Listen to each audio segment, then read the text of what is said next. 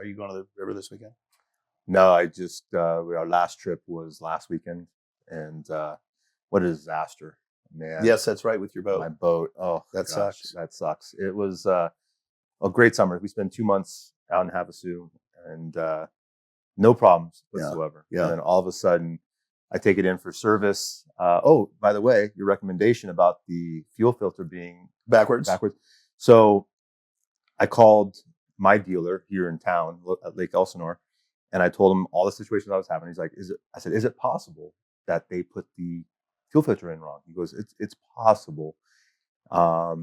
He said, but I won't be able to know that until I actually get into it. I said, well, if you get into the boat and you actually find that there's a problem with the way that they installed it, I need video and documentation to get your money back. Right. Yeah. And so, but 4 years I've had the boat and not a single problem. Little things here and there, nothing I can't, deal with. But then all of a sudden, our last weekend, and it goes to shit. Yeah. And I had to get towed. Yeah.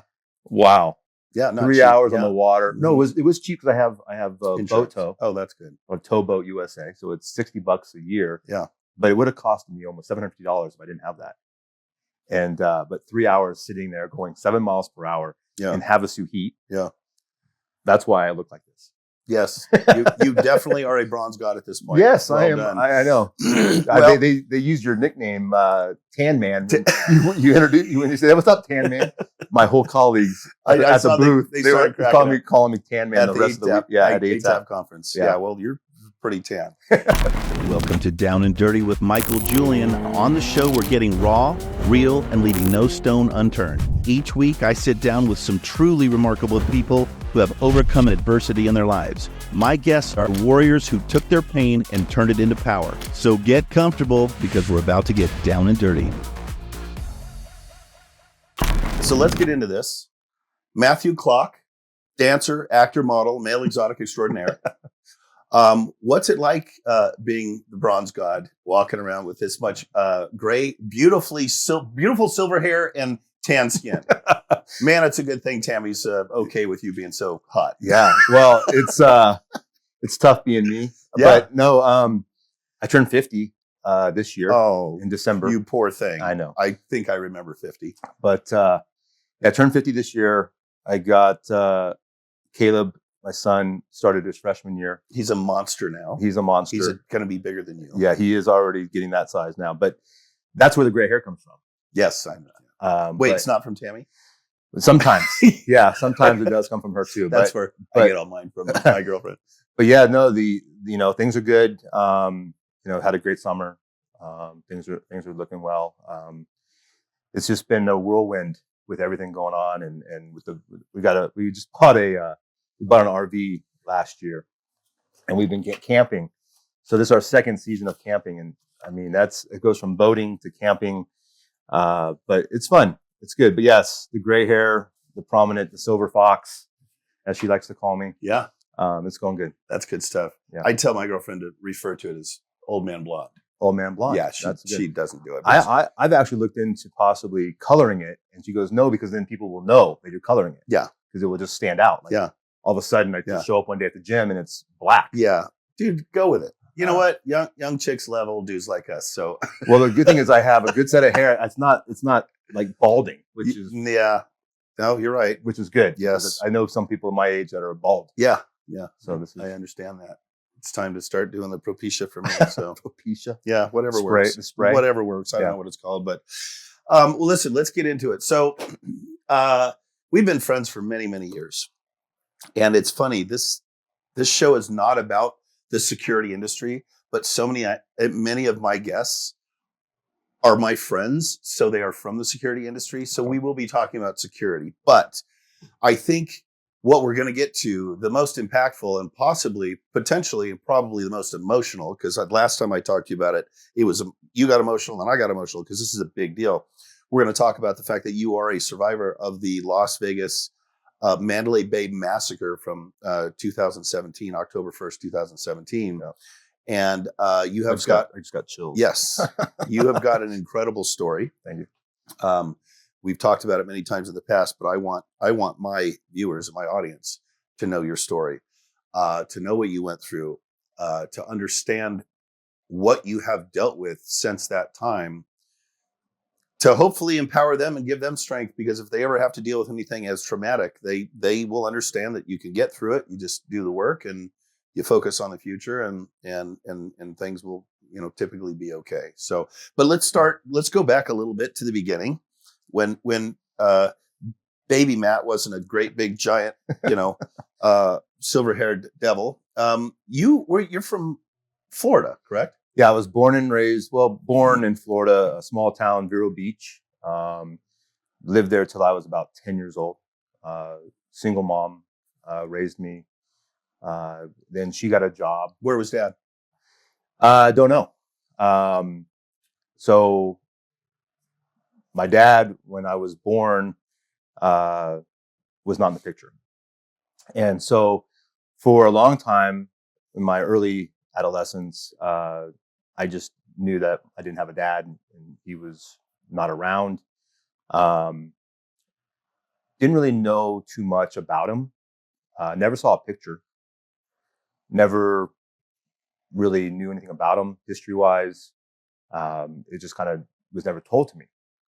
And, at that age, you don't ask, you're not inquisitive. You don't want to ask questions. You just assume that your mom's your mom, that's your best friend, and that's who's going to take care of you. You don't know a difference between having a dad and not having a dad.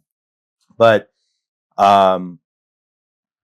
there were so many different stories that my mom told me growing up about my dad. Like, oh, he was an abusive father, abusive husband, and it was best that he wasn't around when you were born. So she not only didn't candy coat it, but she shit talked him a little bit. Yeah. And she basically said that he was an abusive husband and alcoholic, and told him that he wasn't going to be a part of my life. And they got divorced. I think either right when I was born or right before I was born, they got divorced. So I just assumed they were divorced, and that was fine. But I never saw any pictures of us together. Never saw anything. So I just realized that he just wasn't in the picture anymore. Right. So, kind of fast forward a few years, and I was probably 8 or 9. And this is this is a story that I can remember pretty well. My mom had told me that we went to McDonald's and we were having dinner or something at McDonald's. And my mom told me that my dad had died.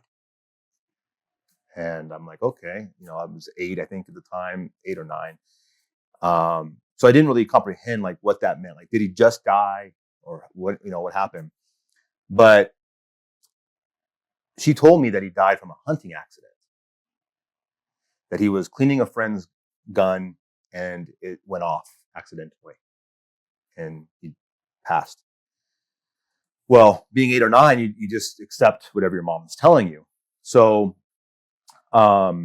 this was just something she said one day, oh, by the way, son, this just happened? Or this was... I think, I from what I remember, again, this is a long time ago, right? But from what I remember vividly going to McDonald's as a child with my mom, sitting there having a Happy Meal probably, and she's saying, hey, just want to let you know, your dad, your biological father has passed away.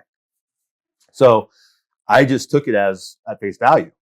I don't know any different. I don't know how to ask questions. I'm, young, 8 years old. Yeah. How do you digest and absorb something like that? Right. Probably your first time dealing with death as well.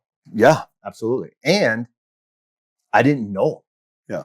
So he hadn't been in my life at all. So it's not like how to feel. So I was just like, well, okay, great. Not great, but okay, thanks. Yeah. And so she tells me that he died in a hunting accident. And, again, taking it for face value, I'm like, okay, no big deal. Well, you fast forward many, many years, and I'm getting ready to have my first son, Caleb. And my then wife at the time, Caleb's mom, she really wanted to know about my family history, because she's like, hey, we're bringing a child into this world. I want to know, are there any things that could be passed down biologically? Is there any illnesses, diseases? Is there anything mentally that we need to be aware of? So she starts digging into different things, and come to find out that my dad didn't die from a hunting accident. He actually committed suicide. And so that kind of shook me a little bit because I'm like, why did my mom lie? And it's kind of, been one of those things that we just don't talk about it. I never confronted my mom on it. She knows that we know That the he truth, died, that he committed suicide. And so that was important because suicidal tendencies, and what I believe is that, you can't pass them. It's a generational curse. And I believe that in my family, we have a generational curse of suicide. I've had other family members. My grandfather, who I love dearly, kind of raised me as a child, being a single mom. I would always visit my grandma and grandfather in Michigan. But my grandfather was sick as he got older. And one thing that sits with me to this day is that I was visiting my grandfather and my grandmother in Michigan at their home. And he was sick. He had to go to, doctor's appointments. I think I was driving at that time. So I might've been like 16. And I was driving him and my grandmother to the doctor's appointments for him. He was, having to go see doctors all the time.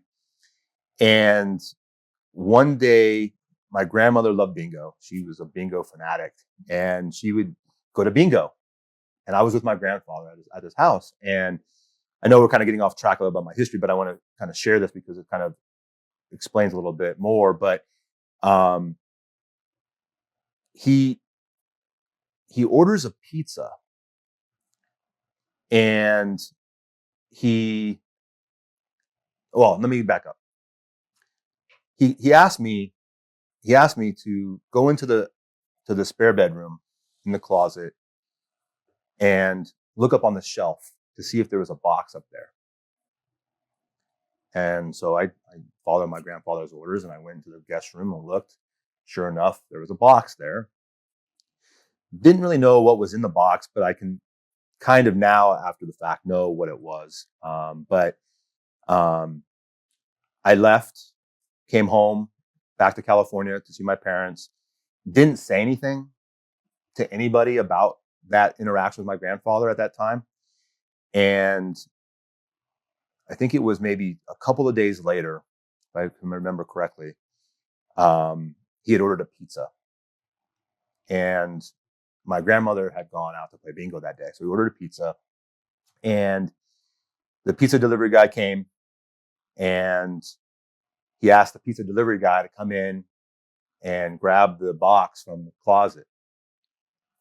So apparently he did it. And then my grandfather was the postal inspector, and was a postmaster for his town. Small town in Michigan. Everybody knew everybody. He called the funeral home and told the funeral director, who was a good friend of his, that said, "Hey, I want you to come over here right now and clean up the mess before Ann, my grandmother, before Ann gets back from bingo." And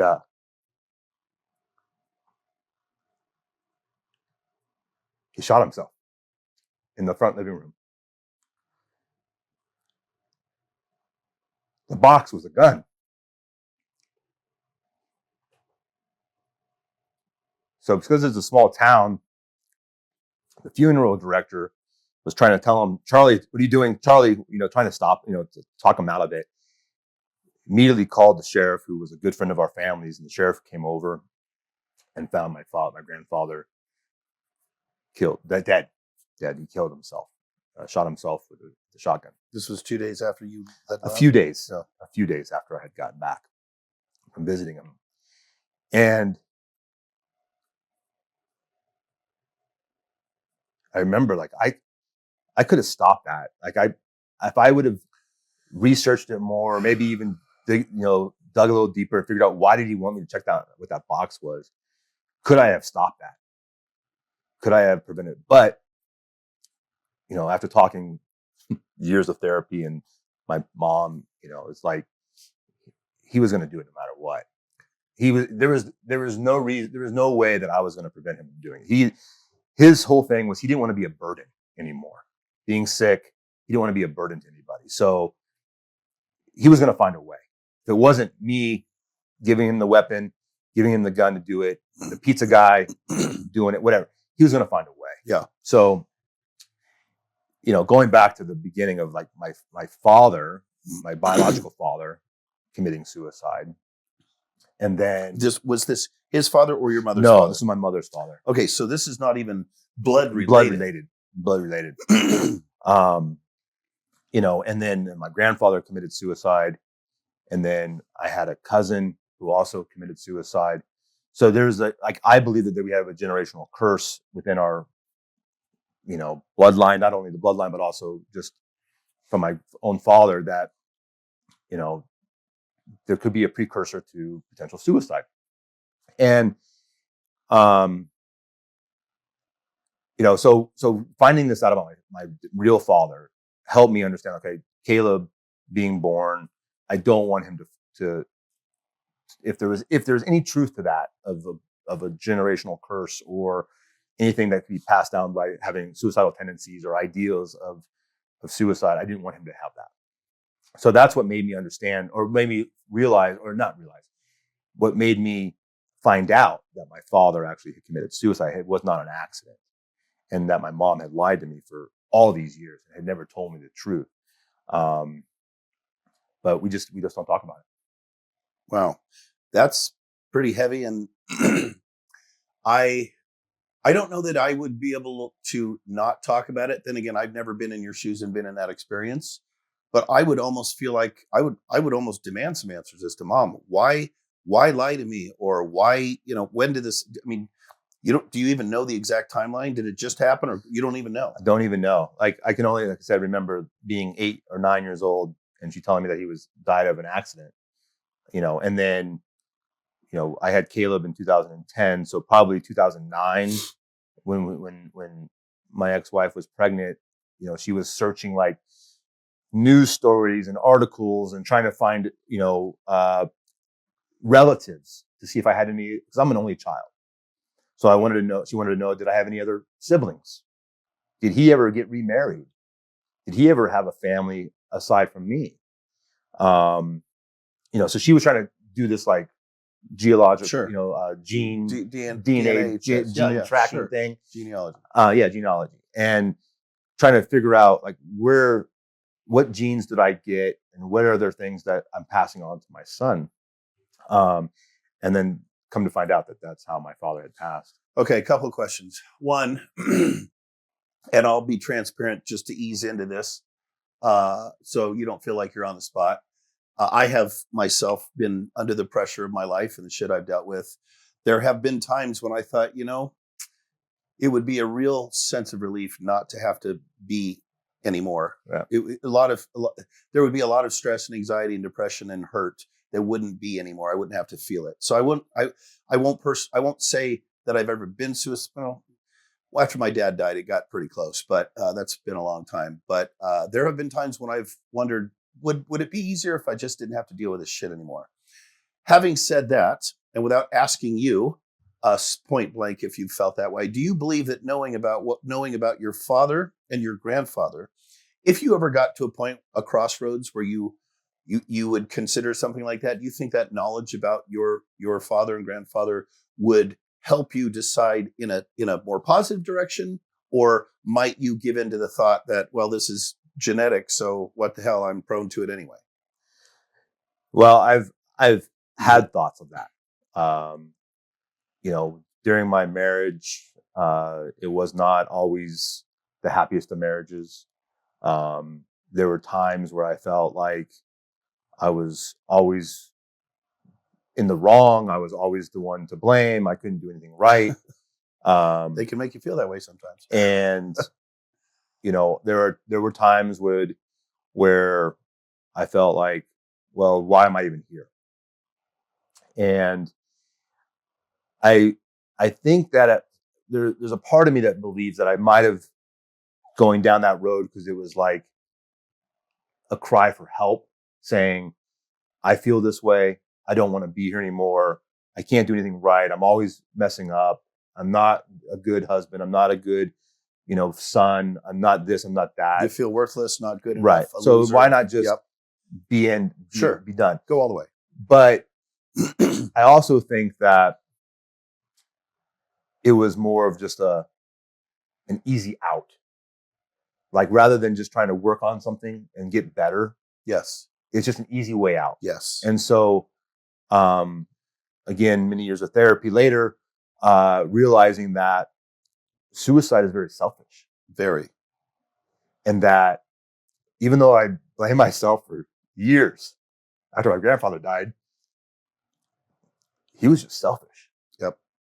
And in his mind, whatever it was, he thought, I don't want people to take care of me anymore. But we would have done anything to keep him around. Yeah. But I blame myself for so many years that it was my fault, that I could have done something different to stop this.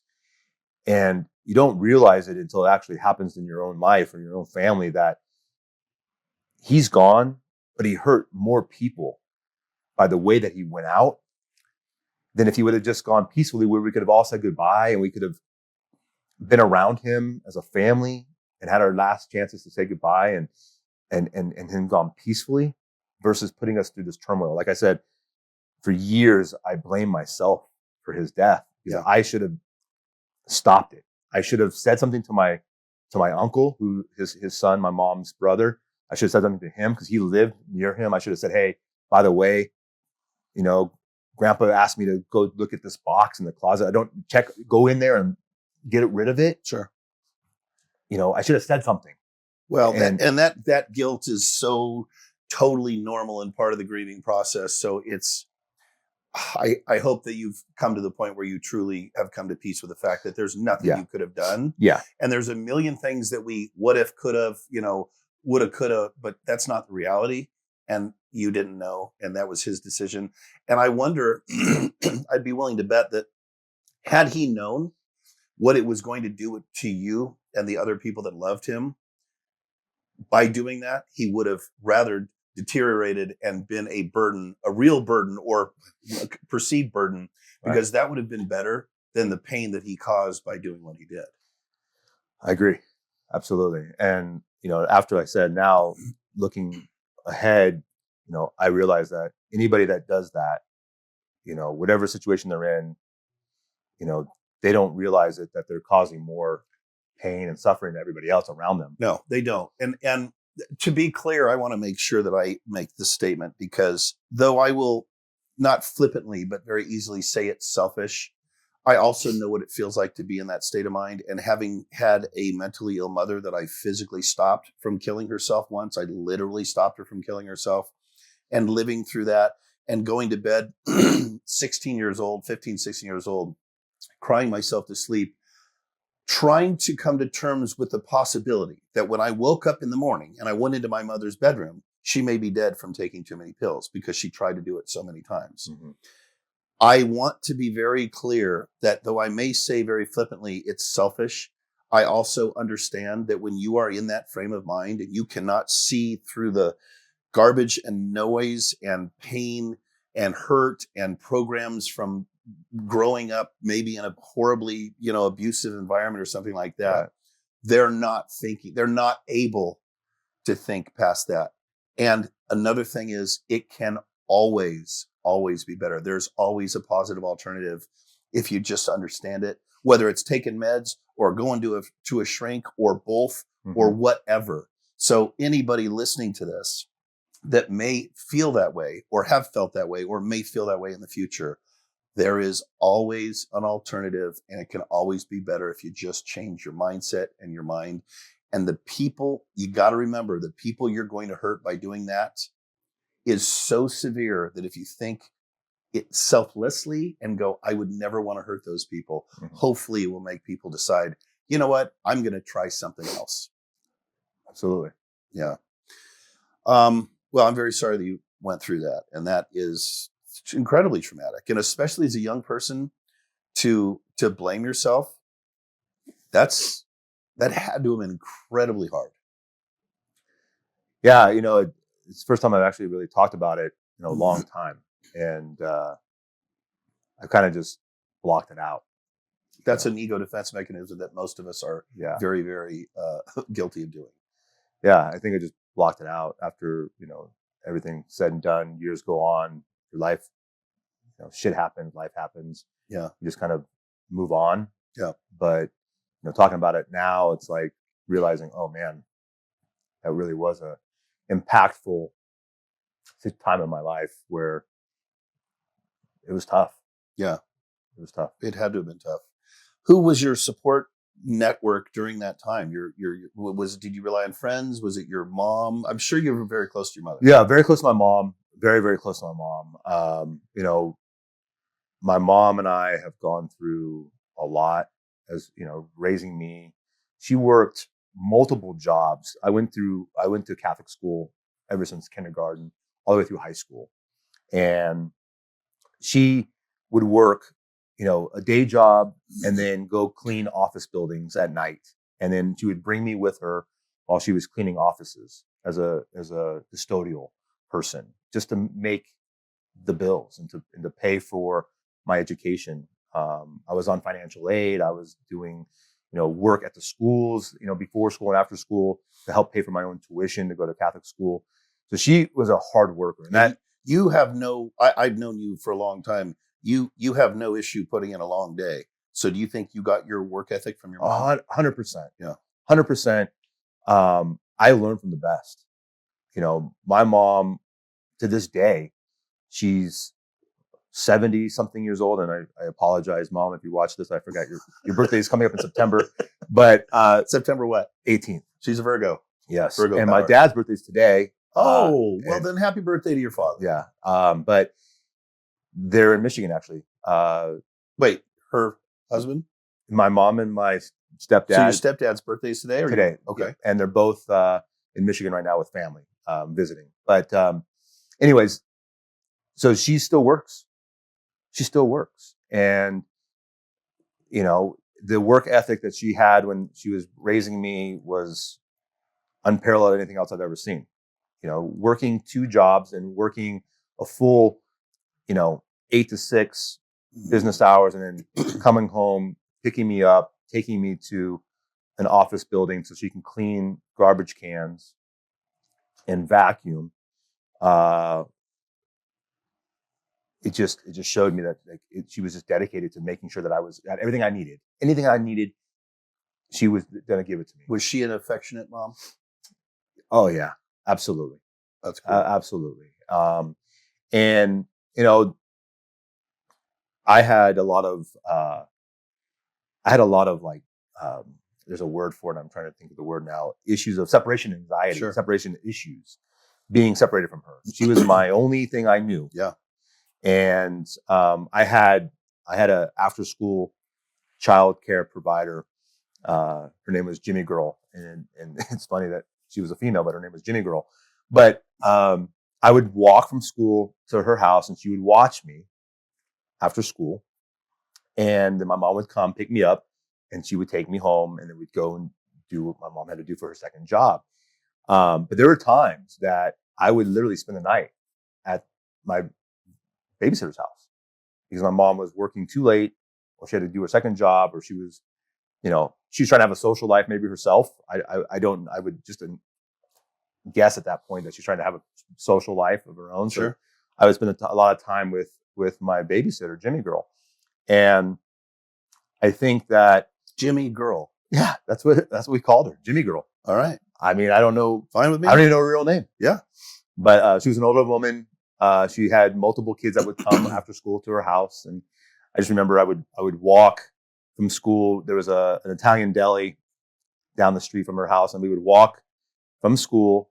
I would walk to school, go into the deli. I knew the deli owner. His name was Don. And he would give me a small loaf of French bread and a stick of pepperoni. Nice.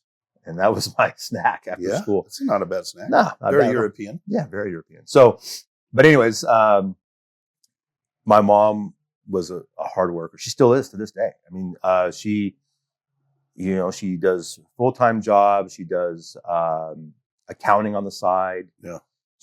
And that, I think my work ethic comes from her example of saying, whatever it takes. Yep. Whatever it takes. I love that. I love that. You know, it's so funny. And my producer and videographer know this because they've seen all these.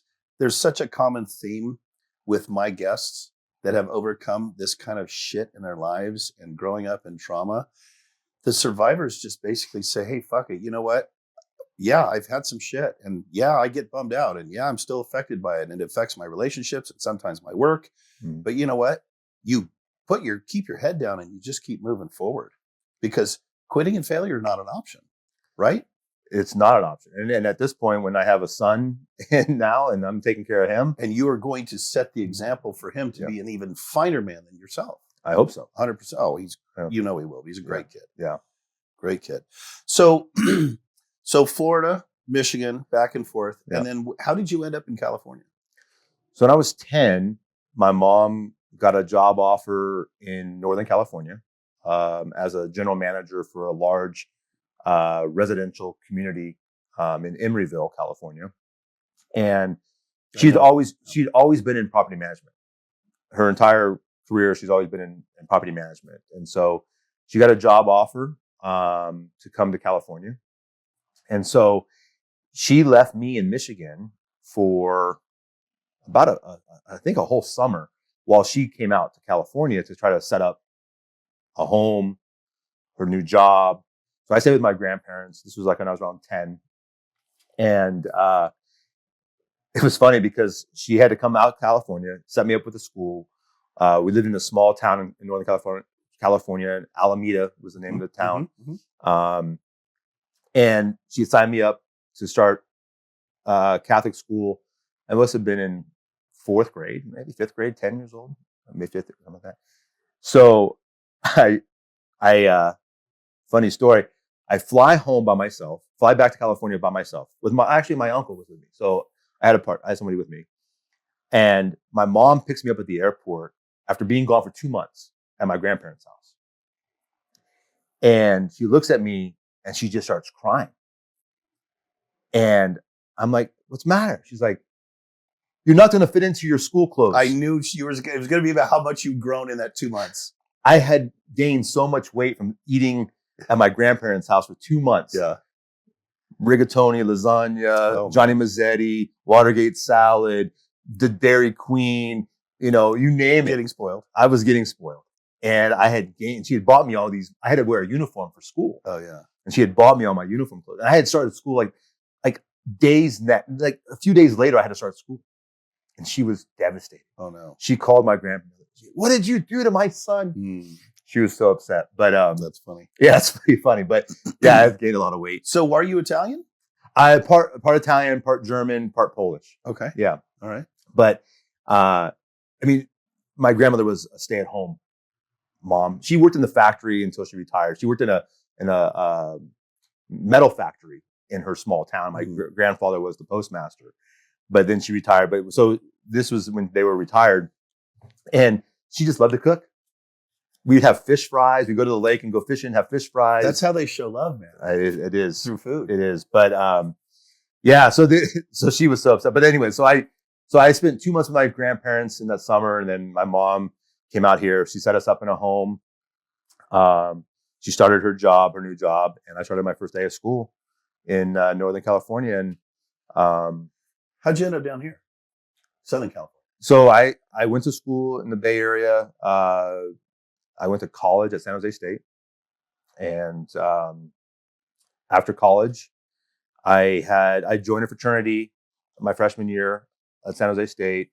I was heavily involved in fraternity, lived in the fraternity house for 4 years. Then school really wasn't in the cards to kind of finish school. I was kind of more about the party lifestyle. So the grades didn't always show.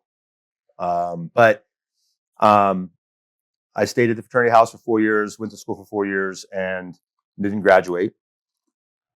I started working for the YMCA. So my first job, let me go back. This is interesting because everyone always asks me, like, how did you get into security? So I love telling this story. Yeah. So I'll tell this story. So I was in college at San Jose State, and they were building the San Jose Arena, and they were going to be building this brand new arena. It was going to have the San Jose Sharks. We're going to be the sports team there, and they were looking for security guards personnel, and so I went there and I applied, and they were hiring anybody and everybody. I mean, was this actual security or just staff? This was a staff. Okay, this is like so just event staff. It was. You didn't have to have a guard card or anything. I was a blue coat. That's Okay, what they called us. They called us blue coats because we had to wear blue coats, blue blazers. But so the very first event that they held at the San Jose Arena, brand new opening of this arena, the very first event was the circus. Now this is in probably 94, 90, 95. So Ringling Bar. You were what, 18 then, right? I was 19, 20. Yeah. So Ringling Brothers, Barnum and Bailey Circus was coming to town. Well, back in 1994, 95, everyone protested the circus. Cruelty to the animals, cruelty to the elephants, whatever, right? So I got a job, got hired, and my first gig as a security personnel was midnight shift, overnight, outside, watching the elephants take dumps. Yeah, that sounds about right. Good experience. So when people ask me, well, how did you get to your career that you are today? How did you get moved up? How did you start your career path? Like, what happened? How did you tell us the story? I always say, well, I started out watching elephants take shit.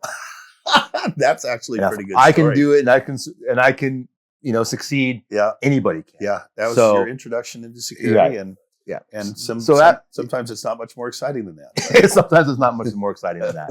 But from there, then once they had events, they had concerts. I would work stage. I'd work front stage. I'd work, these loud concerts. Sure. And then, were you always big? Yeah. I when I went to San Jose State, I was playing football, and I was probably I spent a whole summer between my graduation of senior year to my first part of football of San Jose State. I had a workout program that the coaches sent us because I didn't get scholarship. I was going to walk on, and they're like, this is what the workout program is.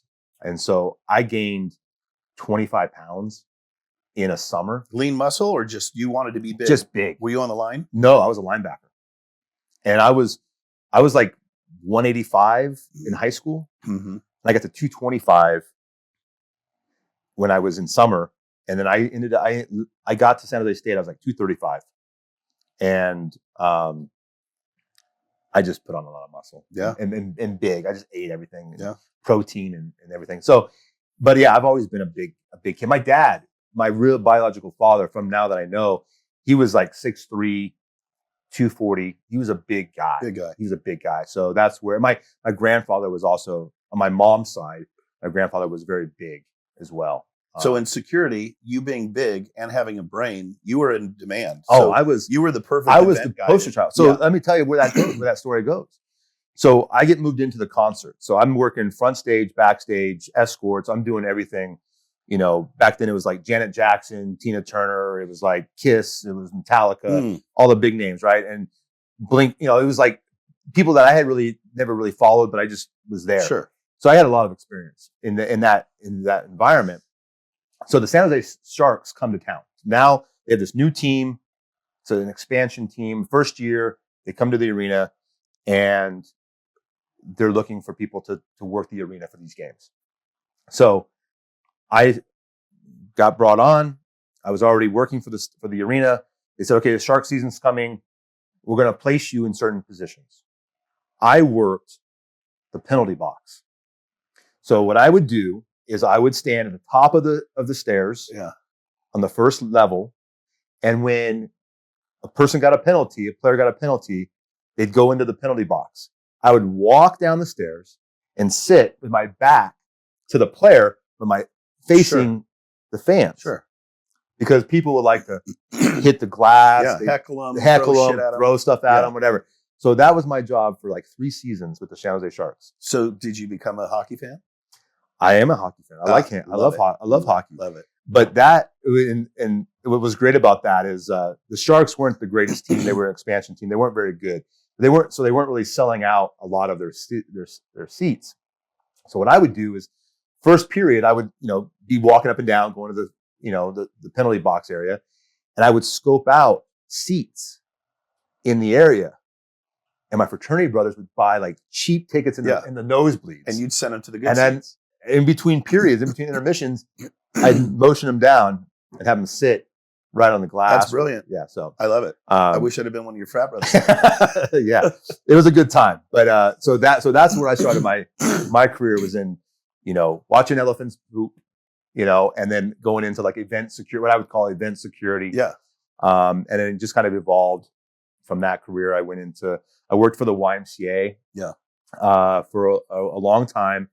So talking about how I got down here to San Diego or Southern California I was working for the YMCA, and I was a youth sports coordinator. I was a coordinator for all the youth sports at this particular YMCA, handling parents, kids, teaching, training, coaching, refereeing, whatever it was.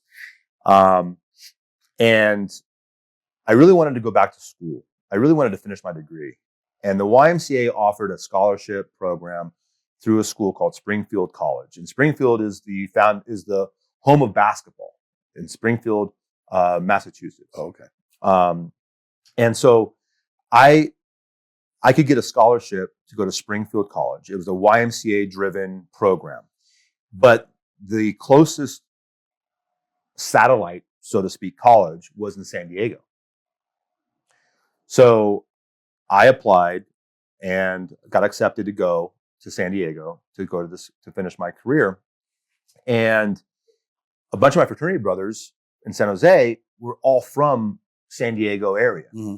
So when they graduated, they were like, hey, we're going back to San Diego, back home. Come with us. So I did. I came down to San Diego, went to school at Springfield for 2 years, Springfield University for 2 years. And all of my credits that I got from San Jose State kind of rolled into it. And then you had to take some additional classes and stuff like that. But after 2 years of Springfield, I graduated with a BS in health and human services, which means nothing, because everyone says, "Oh, human resources." No, health and human services. Yeah. What it is basically it's working for nonprofit organizations or working in like probation, working in some type of like civil service, community outreach, that type of environment. Health and human services is like child, Child Protective Services, CPS. They're all here. Like social work. Social work, yeah. Right. Well, I had this aspiration. I was going to be a probation officer. Mm-hmm. That's what I wrote my senior year, my last year of Springfield. I wrote my whole thesis paper on, the effects of fatherless children and the probation system and reacclimating children or young adults, I'll say, young adults back into the society to be able to be functioning adults and helping them write resumes, do job interviews, buy clothes to wear to an interview, grooming standards. So I wrote this whole thesis about, and that's what I thought I was going to do. I thought, okay, I'm going to go into this world of, going into the juvenile system, being a probation officer, and then building this curriculum to get people back into the workforce. Sure. And it didn't go that way. It did not go that way. So what I want to do is touch on a little bit more on your security career, but then I want to get to the Mandalay Bay shooting. Sure. So I know you first from the security world when actually you and I met because we were in the same as-is CPP study course in San Diego. That's right. And so I was driving down there once a week for 6 or 8 weeks or something to study for that test. Mm-hmm. And we just became friends. I think, weren't you the as-is chapter welcoming committee, or? I was actually the president of as-is in San Diego. Okay. And I had held many other positions within as-is as well, or ASIS, I guess now. And then that was when I was with Allied. Right. And then I left Allied, went to Securitas.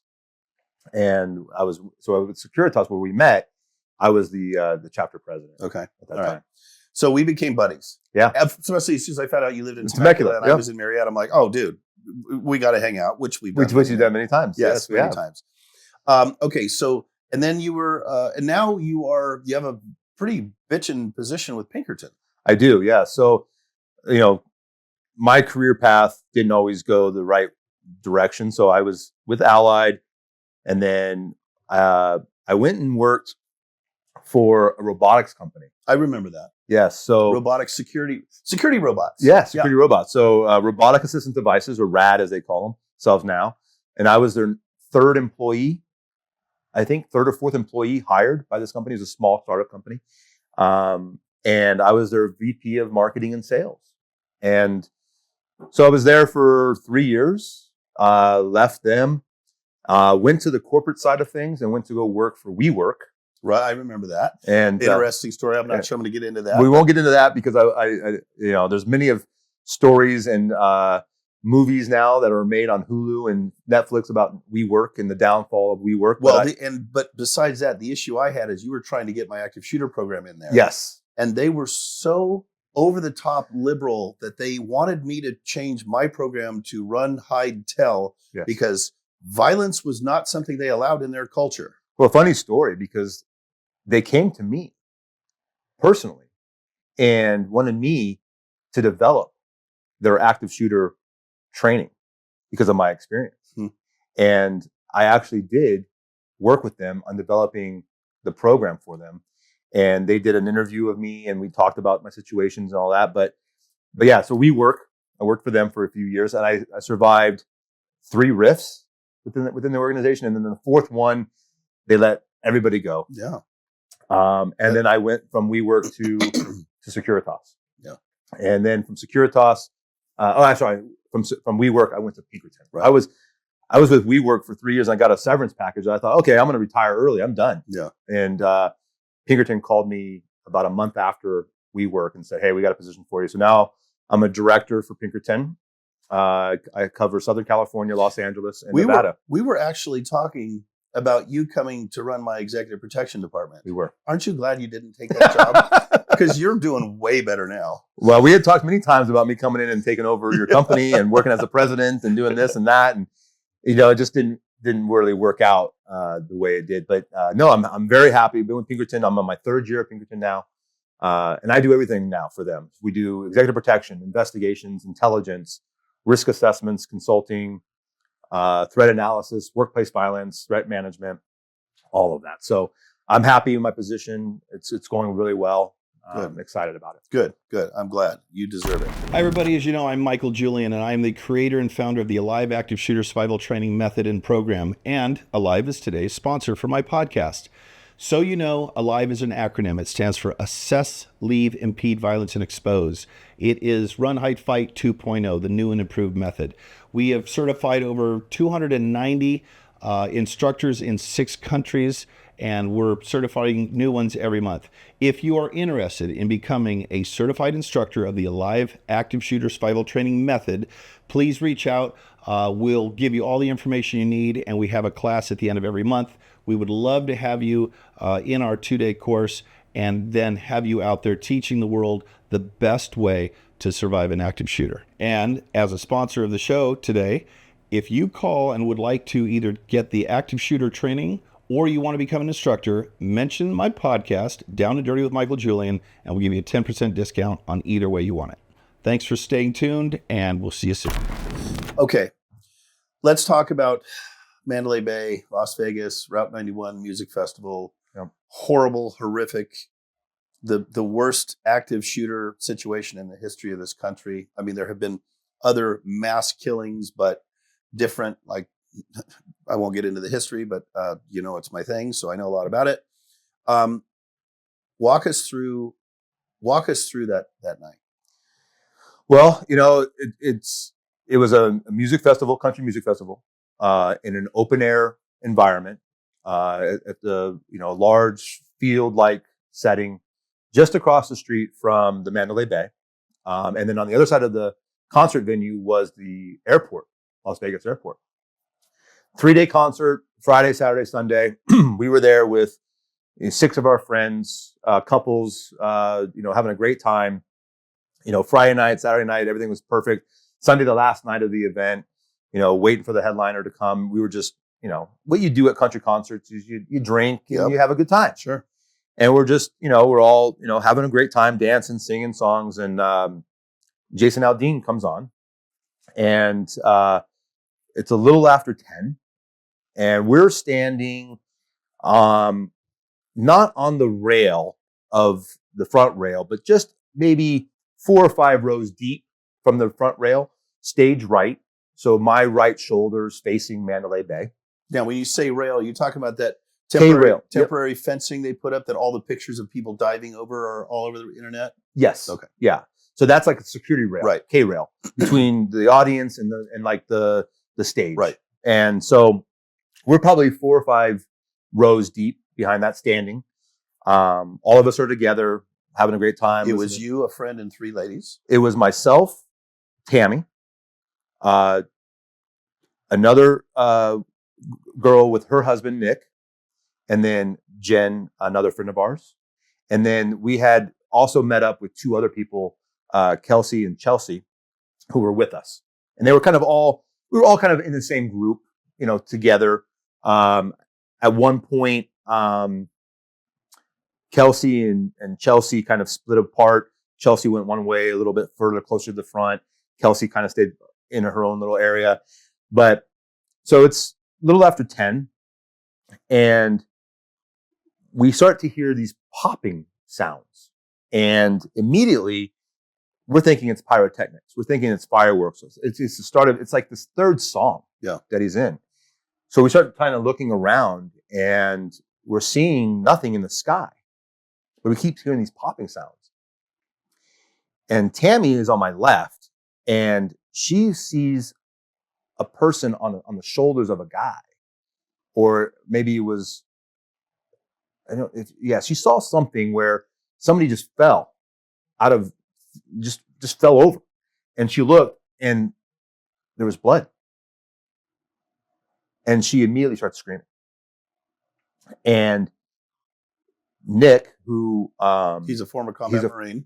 Former combat Marine, he is with us, and he immediately just starts running. Yeah. And he running towards Mandalay Bay. Right, not away. Not away. And we had no idea where it's coming from. If he starts running that way. And we jumped down the ground, and I've got Tammy and Kim, Nick's wife, on the ground, and I'm literally on top of them with my arms like this. Now, Jen, who's with us, somehow got separated from us when the shooting started, and we lost her, and we'll get back to that situation in a minute. But so there's me on top of 2 girls, and Nick is gone. Yeah. And we're hearing these pop, and it's fast, it's rapid. Yeah. And he had a bump stock on the weapons. Yeah. Now we know that he had that. And there's a pause, a small pause.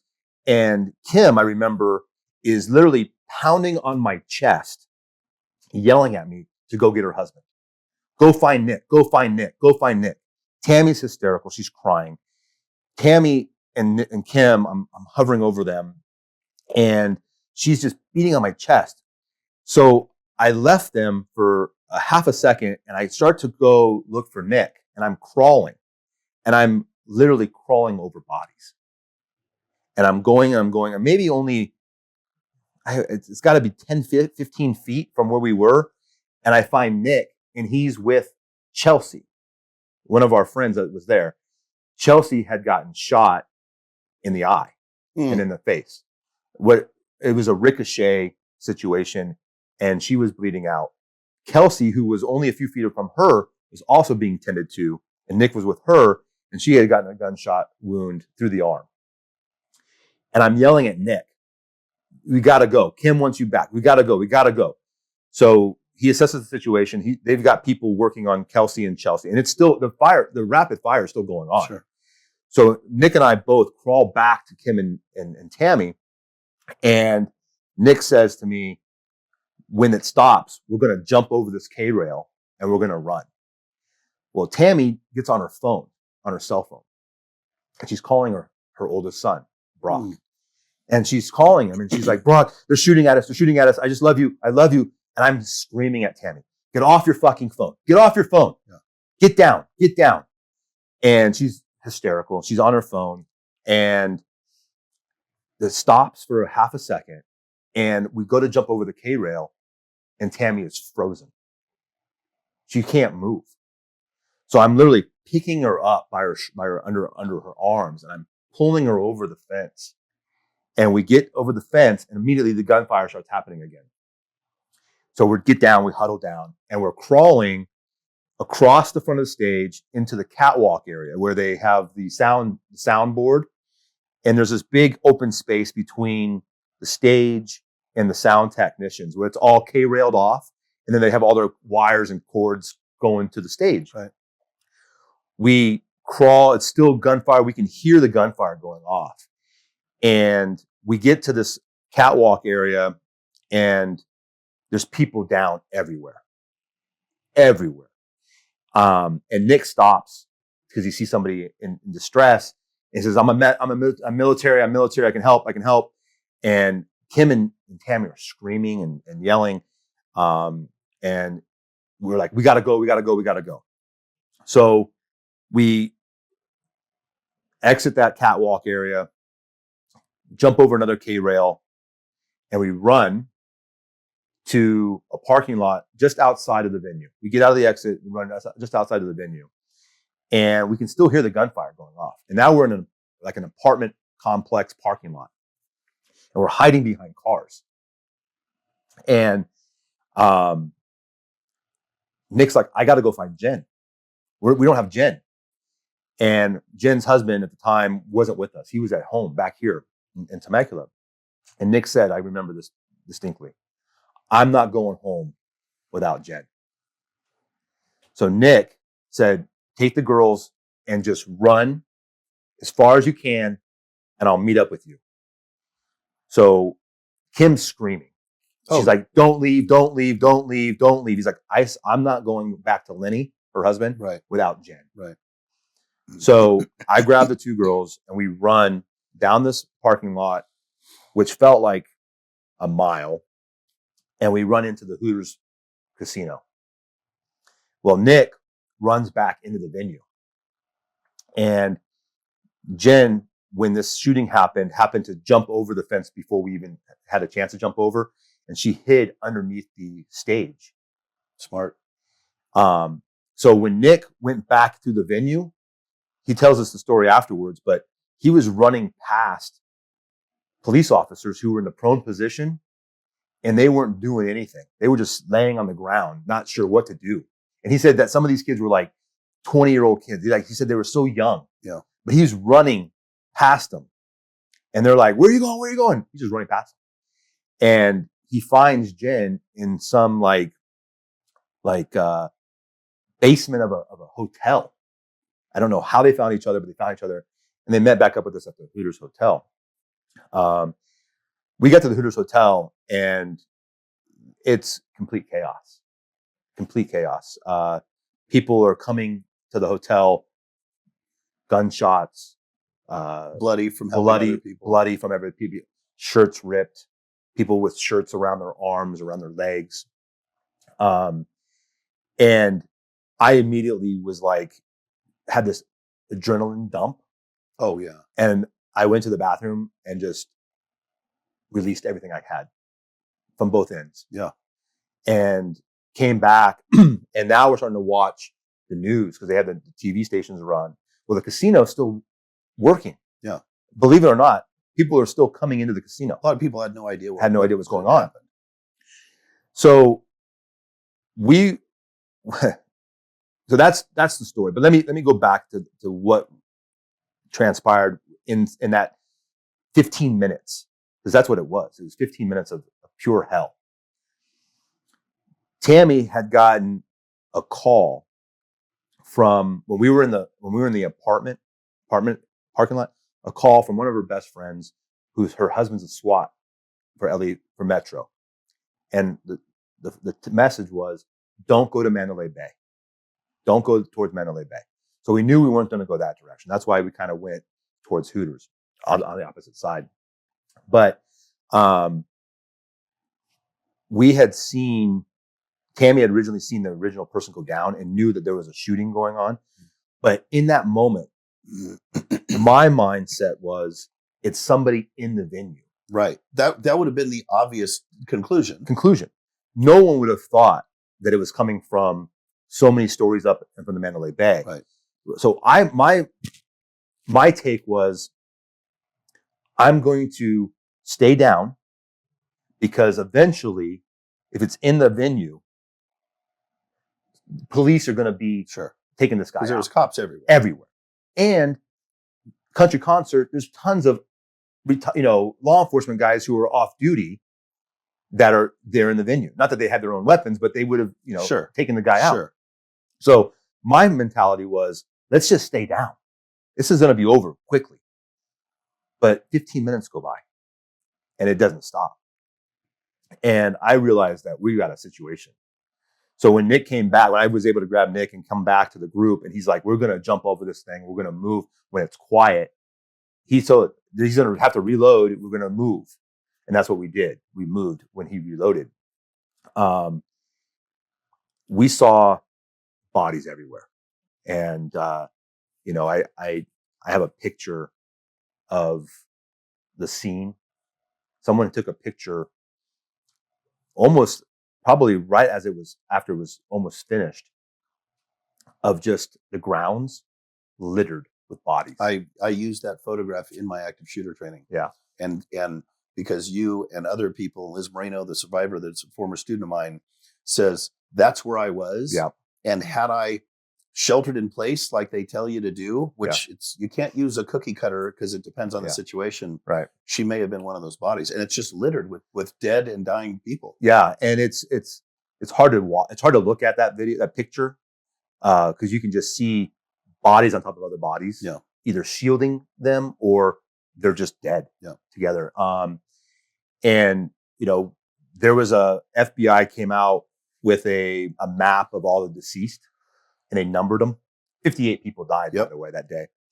And where we were standing, there was 4 people that had perished right where we were. Yeah. And it's, I can play Monday morning quarterback on what I should have done or could have done differently.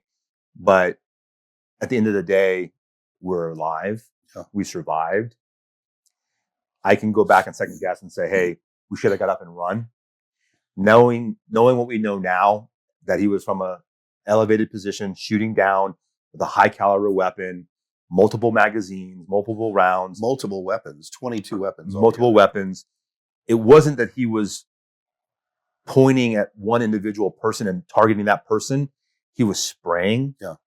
So running, we'll never know, right? Because we didn't do this, but running away at the time of the immediate sound of gunshots and running, we could have been a target. Yeah. We could have been in just a bad place, bad timing, for one of those bullets that he was spraying to hit. And he was spraying a large area. A very large There area. was a big piece of real estate there that he was targeting, and then he was trying to hit a propane tank to make it explode. Right. And again, that goes into that conspiracy aspect of it, right? Is that he was trying to shoot. The first shot was at the propane tanks at the airport, because his initial thought was, if there's an explosion at the airport, people will run towards the Mandalay Bay exit, not towards the parking lot, the opposite direction. Right. And then it would be like shooting fish in a barrel. Yeah.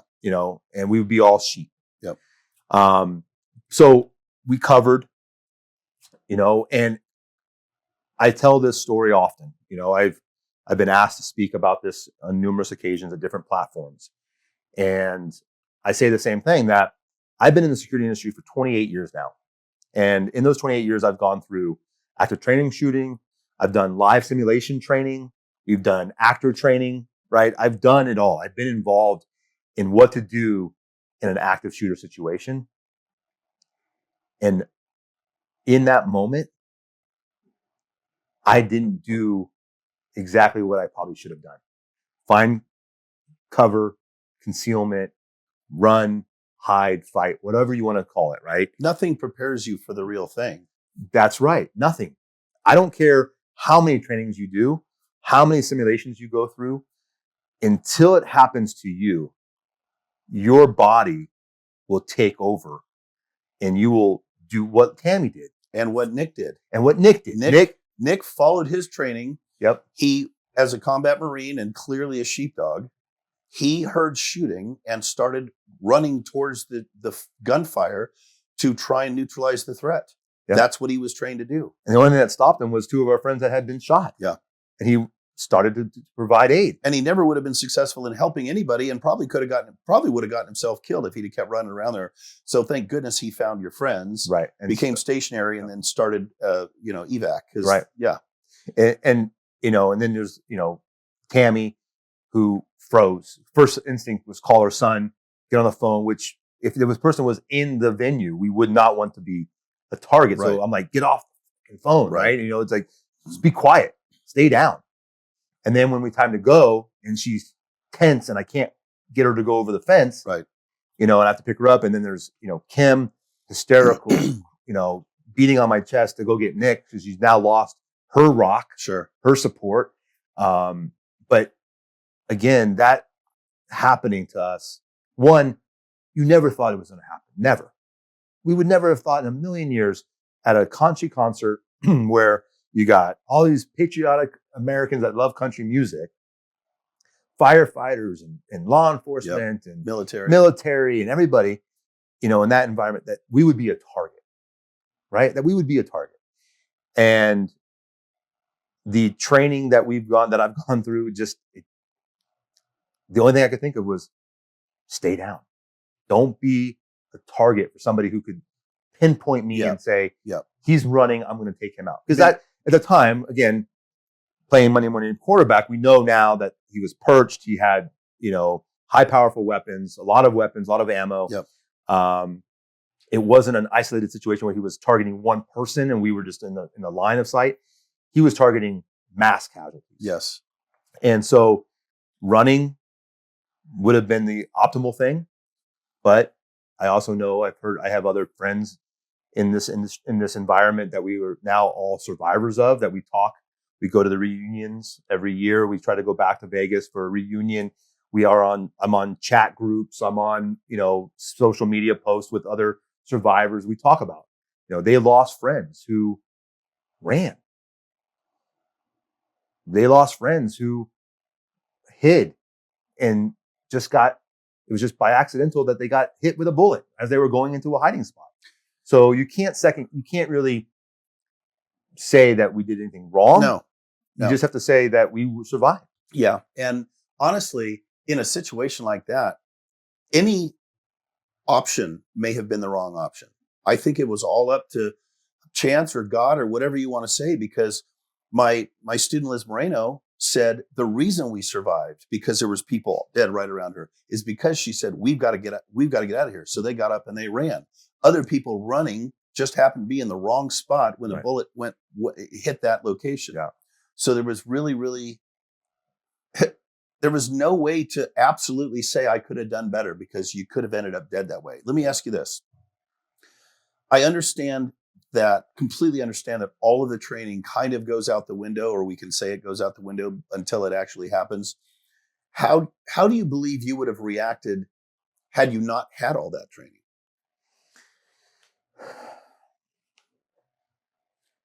I think your natural instinct is to just run. Yeah. Run. Some. Unfortunately, Tammy froze. Right. Fight, flight, and freeze. If Right. you choose freeze, actually, you never choose freeze. It's an involuntary response. When that happens, you now don't have control of your own faculties in your body and your brain, and therefore you're as the easy target as possible.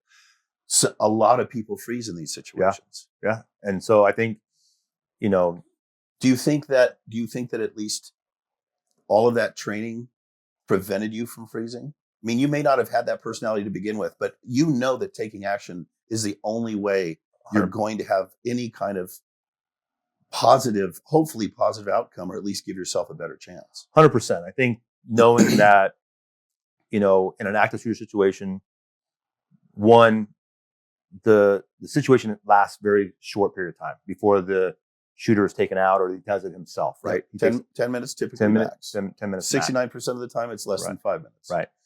So in my mind, thinking that it was coming from inside the venue. I thought we just stay down. It'll be over soon. 3 minutes max. Yep. This thing's going to be isolated. We're going to be done. Yep. But when it kept coming and never stopping, at the point, all I could think about was, I'm surviving for my son. Yeah. Yes. Caleb was 7 years old. I was laying there on top of two girls thinking, just survive for my son. And the only way I knew how to survive was to stay low, stay down, don't be a target, don't be an easy target. Yeah, minimize yourself. Minimize myself, keep the girls safe, and protect them. And then when Nick came and joined us, when I went to go grab Nick and joined us and said, hey, when it's quiet, we're going to run, it made sense. Yeah. Okay, reloading. He's got to reload, or he's got something, or the threat is over. Right. So when that happened, it was like immediately, okay, let's do this. Let's jump over this barricade and let's start moving in a quick fashion. And then it starts again, the bullets start flying again. It's like, okay, let's get back down. Don't be a target. Don't be that person who stands up.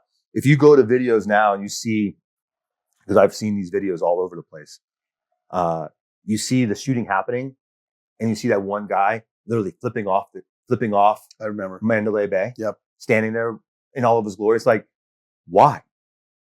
You think you're that bulletproof that you could stand there? Well, he survived. I'm guessing his level of intoxication may have had something to do with that. Possibly. It was 10:04 at night when this thing started. Right. People had been drinking for 8-10 hours. Absolutely. And before the concert even started, you're at the pool. Sure. You're in Vegas. It's hot. You're having a great time.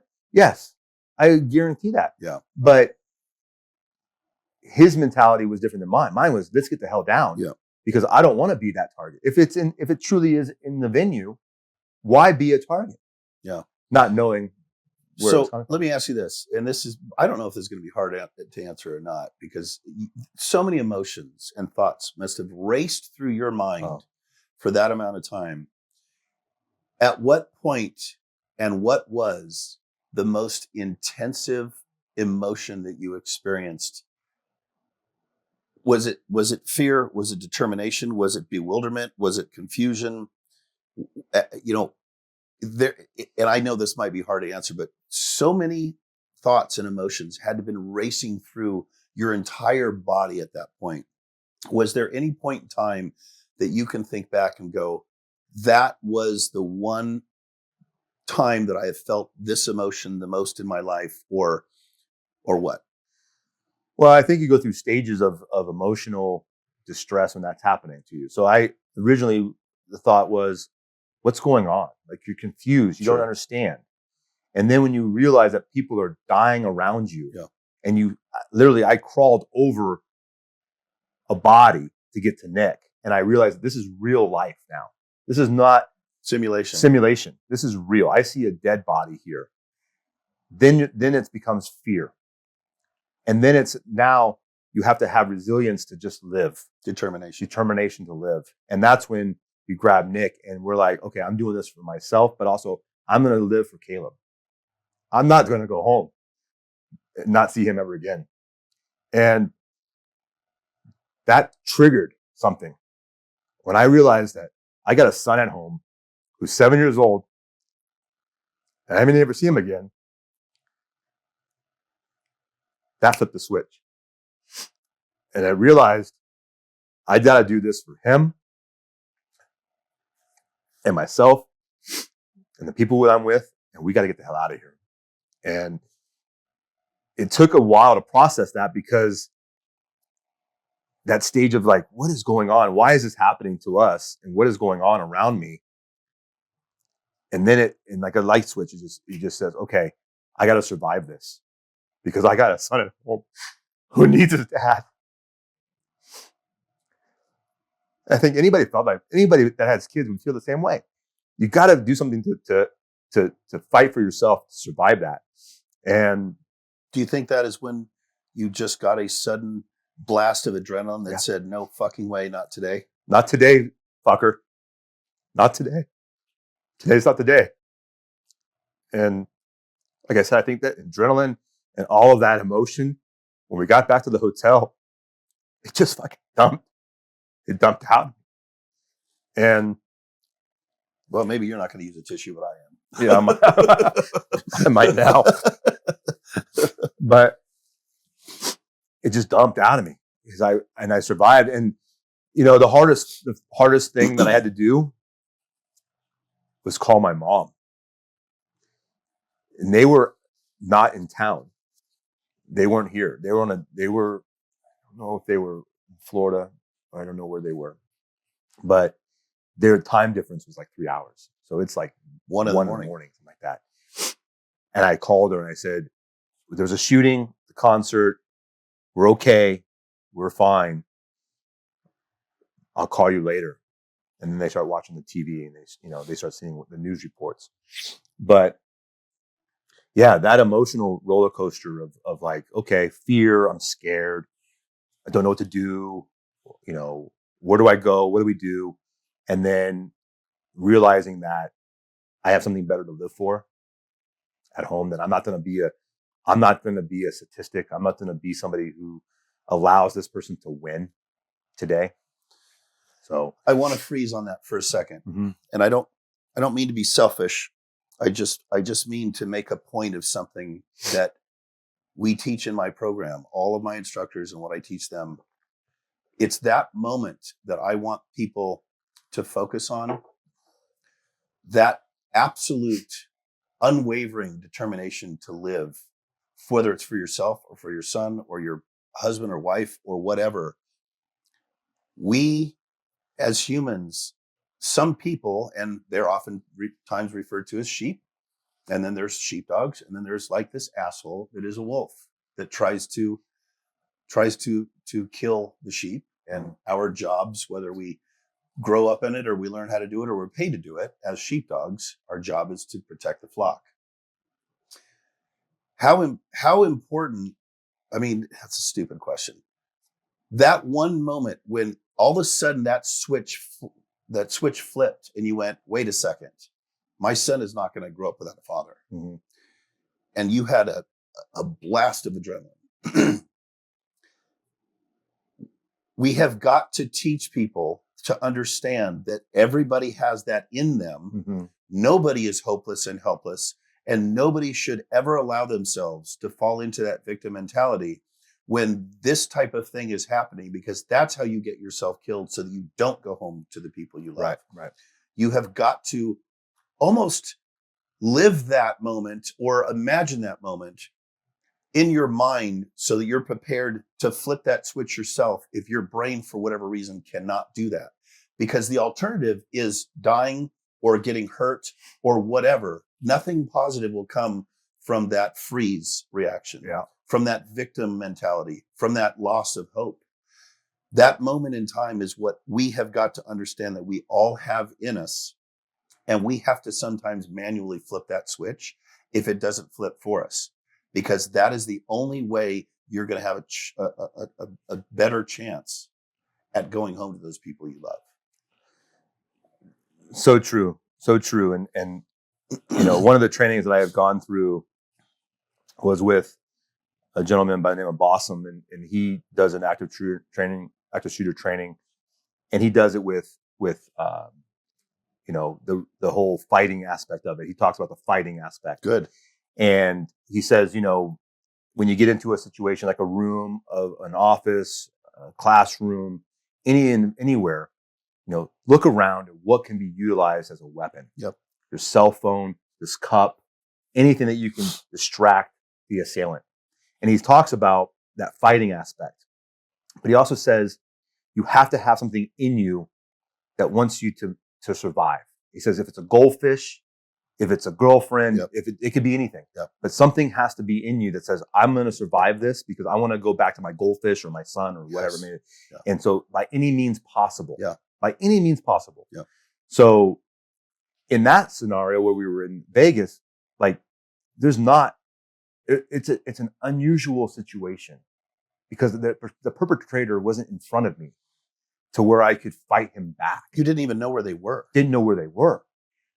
So the only thing I could rely on was just don't be a victim and be a target for somebody to go after that you can't fight man to man or face to face. Right. But now, put me in a room with somebody who's, we see videos all the time. And even in your training, you show that video of those Congress or I think the city council or maybe where they're just It was a school board meeting. yeah, they're all standing there, and the guy just like shoots them. They're just standing there and trying to negotiate with this guy. Right. No. Today, I'm in that room. I'm like that lady who came with a purse. Remember? Yeah. She hit him over the head with a purse. I do. And they're screaming, "Oh no, Jane, don't do that!" Right. No, I'm throwing a cup. Yeah. I'm throwing my phone. I'm going after the guy. Yeah. Because it's between him and me going home. It's going to be me going home. If you believe that you have a chance to make a difference with that action, because unfortunately, look what happened with Nick. Yeah. Nick went on instinct. And if the shooter was on the ground and saw him, he would now be a statistic. Yeah. So, and like I always say, you have got to use the common sense filter, even in times like this, when you're scared shitless or the adrenaline's pumping, you still have got to try and react rationally rather than emotionally, because reacting emotionally can so easily get you killed. Yeah, I think part of that is some people have it, some people don't. Yeah. I agree with that 100%. Some people have that instinct and some people have that ability and some people don't. I believe, though, that I think everyone is capable if they know how, if they're taught how, if they train how. Mm-hmm. I had a father that was military law enforcement and a hard ass and hypervigilant to the point of paranoia. Situational awareness is something that comes second nature to me. Yeah. That's why I created Alive. So many people were never exposed to that because they didn't have parents or brothers and sisters or mentors or training. So they don't know, and you don't know what you don't know. Yeah. So that is why training and awareness and conversations like this is so fucking important, because people need to understand you actually, there is a choice to be made. Mm-hmm. You can be a sheep or you can be a sheepdog, or you can take action or not take action. Taking action, even if it's holding perfectly still, you are still in control of your actions. Losing your mind and becoming hysterical or freezing is the worst possible thing you can do. Yeah. We talk about situational awareness, and, now since this has happened to me, I am very aware of everything that is around me. When we go, we didn't stop going to concerts. We didn't stop going to events. We still have to live our lives, right? We still have to move on and live our lives. Yep. We can't allow this one incident to paralyze us from having a life. And, but I take better actions now when we go out to these events and concerts where we have a game plan. We know if we get separated where we're going to meet. Yes. We keep our phones charged so we can communicate, right? Yep. We know our exit routes. We are very aware. I wouldn't say hypervigilant. I mean, at the beginning, after this happened, you can imagine you had to have we had to be. You had to have had some PTSD. Oh, still do. We still do. I mean, one of the first things that we did, Cammie and I did after this event, we went to Cabo. We had the trip planned already, but we were deciding whether or not we were going to go to Cabo. We said, we know what? We need this. We need to go to Cabo. Sure. We go to Cabo. The first night we're in Cabo, we went during a time where it's called the Black and Blue Fishing Tournament. It's a big fishing tournament. Anyways, the night that we got there was like their final award ceremony. We're at dinner. Cabo's got a lot of open air restaurants. Yep. We're in Cabo, and the fishing tournament is having their celebration, and they let off fireworks. Cammie and I both ducked and covered. And this is only 2 weeks after the event in Vegas. Yeah. So yeah, PTSD is real. Yeah. It's still, to this day, I still get shook up over certain things. Sure. Fireworks, backfire of a car, anything. It startles you. And, I think the message for people is that don't think that this will never happen to you, because it's going to be the wrong thought. Yep. It will happen sometime in everyone's lifetime, whether it be this dramatic, hopefully never again. But there may be a time where you may be faced with something like this. Yep. And the way that the world is today and what's happening in our society and with the the prevalence of active intruders and active shooters and all of this workplace violence, people need to be aware. They need to understand what they can do to be survivors. Yes. And not be a statistic. Yes. And so I always say, when I do my speeches and talk to people in groups, I talk about, my story is just one story of survival, but really what the takeaway is this can happen to anybody at any time. And you need to be prepared and aware of everything. Yep. And don't go into the mindset of like, oh, well, I'm at this location, or I've never had any issues, or this is a safe environment. Nothing is safe anymore. Nope. Nothing is safe anymore.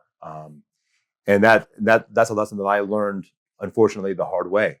Yeah, the whole living in denial thing is a big problem for a lot of people. And the title of the second chapter in my book is "It'll Never Happen to Me," and that is bullshit, because it can, and we know statistically it can happen anywhere, any time of day, in any part of the world. It's happening more outside the United States with edged weapons and vehicles and fire and explosves than with guns in the United States. Yeah. So this is a problem that's not going to go away anytime soon. Yeah. And in my opinion, the two things that are going to help the most are physical security apparatus to keep the bad guys out. Mm-hmm. But if they get in, training on how to react when it starts. Yeah. And what's sad is I'm in the industry of dealing with clients and being a trusted risk advisor to these clients. And some clients are very aware of the potential for this to happen, and they take steps to do things about it. But there are a lot of clients that we deal with that want to stay an arm's distance away from anything having to do with workplace violence or active intruder. They think it's a scary word. They don't want their employees to feel unsafe. They don't want the terminology to be used because they think it's not, they don't want their employees to feel scared to come to work. Yeah. Or we don't want to train our employees to fight. What happens if they get hurt? Yep. Well, what's the alternative? Yeah. Well, look, my first exposure, and I've dealt with it multiple times since then. But when you brought me in to talk to, or when you brought me in with the idea of using my program at WeWork, mm-hmm. and you said that they don't allow violence in their culture, I thought to myself, well, my God, what if someone outside your culture brings violence to your doorstep? If you're protecting your employees from violence by not acknowledging that it exists, then you are literally drawing a fucking target on their back. Yeah. And shame on you. Yeah. Yeah. The companies have duty of care. They do. And they think they're protecting them, but they're actually making them way more susceptible and vulnerable because they're not preparing them on how to properly react if it does happen. Correct. And we saw that was it YouTube? That the gal, why can't I remember? I thought it was YouTube. Gal drove all the way from the East Coast. Yep, it was. And opened fire. And at the thank God, YouTube headquarters. Yeah, thank God. And they're a woke culture of, well, violence is bad. We don't accept violence. It's kind of like gun-free zones. Well, if we say you can't bring your guns, then we don't have to worry about guns because no one will bring them in. Yeah. And that's the least safe place there is. Yeah, more and more, training of employees of even just civilians. I just say civilians, training of civilians, but also having these senior executives, leadership, the C-suite, whatever you want to call it, to get on board, to understand that it's their responsibility to make sure that their employees have a safe environment. Yeah. But also what about their guests? Yes. Right. And having nothing is, in my opinion, in today's society, having nothing in place, or no training, or no procedures, or no stop gaps, or layers of security, whatever you want to call it, to protect your visitors and your employees, is criminal. Absolutely agree with that, bud. Criminal. And the YouTube's HQ shooting, we heard a disposition on. We heard the law enforcement agency talk about that at ATAP last year. That's right. And the security guard had noticed something that was unusual, and they were at lunchtime, and the whole thing. But that's where training has to come in play. Yeah. See something, say something. I know it's a cliche. No, but it's true. It's true. And we have to teach people what to look for. Even if your antenna's up and your radar's on, but nobody said, hey, that's what a bad person, that's what bad behavior looks like. Right. then they won't know how to recognize it. And then they need to know what to do with it. That's why see something, say something. And it is cliche, but man, it's 100% correct. It's true. Yep. You have to do something. 100% true. Before we move on to some fun questions about you, before we wrap this up, anything else, any other takeaways or anything else you want to say about this experience, this unbelievable experience in your life? Just, we'll never know the answer. We'll never know the answer to why this person did it, which is unfortunate and unusual as hell. Right. Look at the situations that have happened just in the past couple of years, where we've got manifestos. We're able to get into cell phones. We're able to see, social media posts. We're able to see indicators well in advance. Parents come out saying, "Oh, well, yeah, we knew he had some problems, whatever." This individual, nothing. No.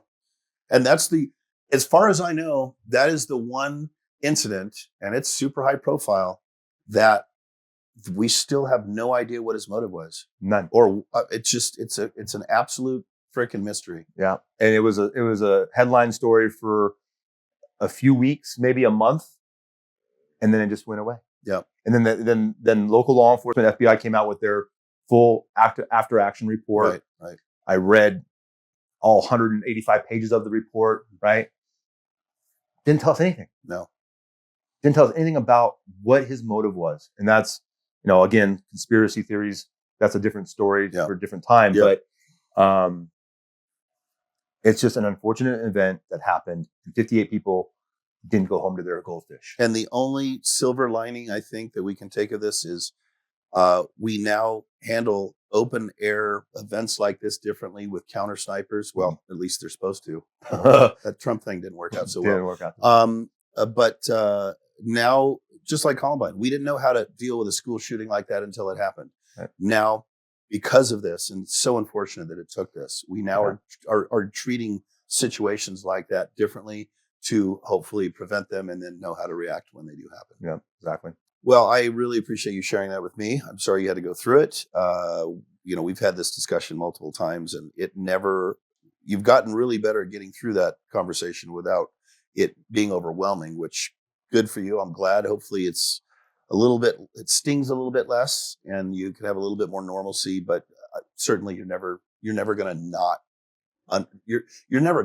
be affected by that. It's just too intense, right? Yeah. I mean, it's going to be with me forever, right? It's something that, it's just going to get away with it, just give it away, but it's going to be with me forever. And it's something that I'll live with for the rest of my life. And, just happy that, we survived it. Yeah. And, everyone's okay. Yeah. Me too.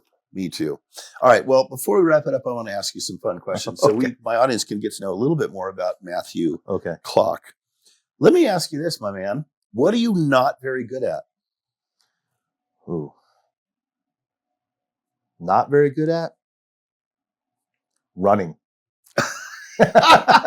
Dude, you've been a CrossFitter for 10 years. I know. Longer than that, but I'm a horrible runner. All right.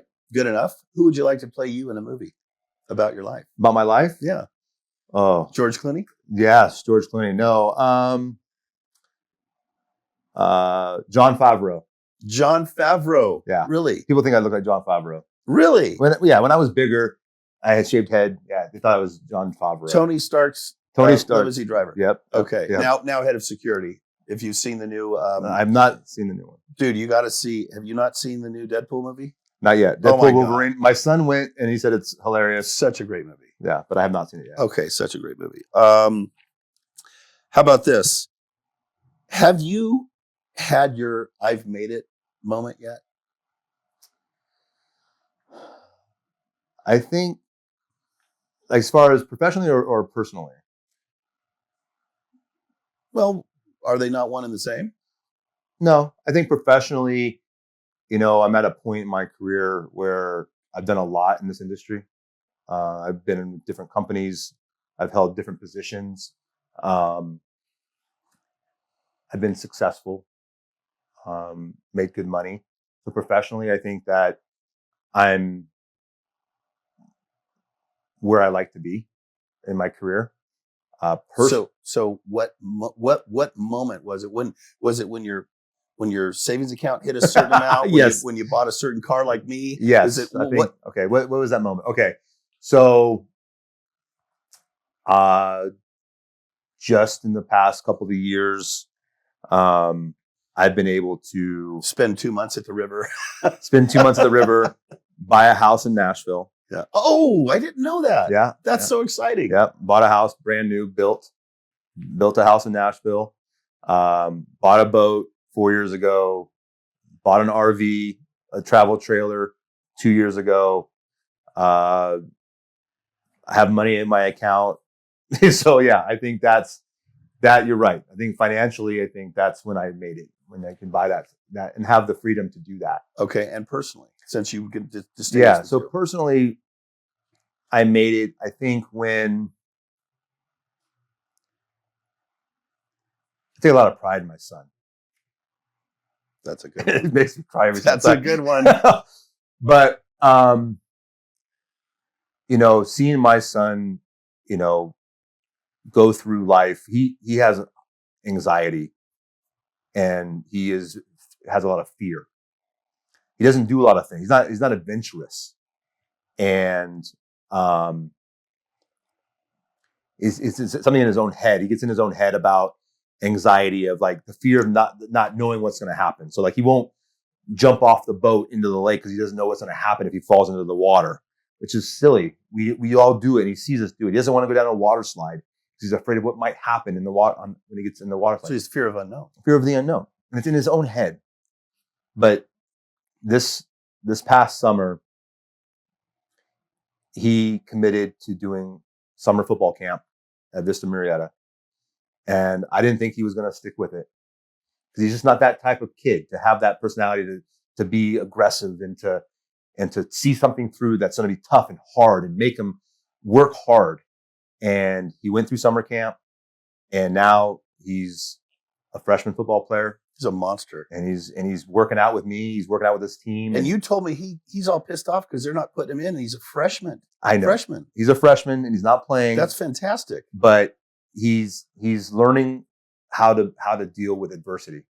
He's dealing with it in the sense that he knows he's not starting because he's never played football before. Yeah. This is his first time playing football. He's played flag but never tackle. But for him to see it through and to stay out there, to me, that's my I got it, I made it moment. Where I made it to where I've instilled enough of my own character examples and in character of going to the gym every day, taking him with me, working hard with him, pushing him beyond his limits. To see him go through summer camp for 2 months in the heat, then go to tackle, start working with the team, and now is on a football team. That to me is my I made it moment. I feel like a proud dad that I've helped him get over those fears. And hopefully now he'll continue on and do whatever he wants. But that's a good one. Well, look, some seeds take longer to sprout, but they may end up being the biggest oak in the forest. I hope so. That's fantastic. You know what? I've got another one, but I'm just going to leave it at that because I was going to ask you what's my favorite book. What's your favorite book? 10 Minutes to Live. By Michael Julian. I understand. I don't know if you know the author or not, but he was like, he's like some guy. I don't know. He made some training program. Now, and you've been through my program. I have. I've been through your program. Yes. Yeah. Yes. I've been through your program. Read the book. That's good. But no. What was the other question? It was actually, what do you value more, time or money? Oh, you can always have enough. You can always make more money and always can get more money. You can always lose money and get it back. Time is the most important thing in this world. Well said. Especially coming from somebody who almost didn't make it in the shooting and didn't have any more time. Did that change your perspective? Oh, you gotta live life as if it's your last. Every day is a blessing, but every day live it to your fullest. Don't hold back. I tell this to Tammy all the time. When we're deciding, should we go on this trip? Should we do this? Should we do that? I say, fuck it. Yep. Let's just do it. Because you know what? Tomorrow may not come. You're and it may not be under my control, my power that tomorrow doesn't come, but I'm going to do it because time is very important and we can't get enough time. Well said. And that is something I hope my audience takes to heart, because a choice to put something off could mean that you never get to do it. And man, this life is short. Yeah. You got to live it. You got to enjoy it. You have And to. I'm, those who don't do teach. So I should listen to myself more about stress and just say, fuck it and not get stressed out so much. Exactly. But, doing those fun things does help keep the balance. Oh, by the way, I want to give you a gift that I give to all of my guests from my friends and sponsor at Premier Body Armor. This is a bulletproof koozie. And I know you don't drink when you drive the boat. No, but I do when not. you get back to your camp area and you go to the pool, you like to have a couple beers and, Yes. and decompress. Yeah. So I want you to know that your beer will always be safe with Premier. Great. Yeah. I can hold on to this, and if I ever get shot at again, I'll just use this. That's all you need. And your beer will be safe. Perfect. Matt, I appreciate you. I respect the fact that you did what you did and you're willing to talk about it. I appreciate that very, very much.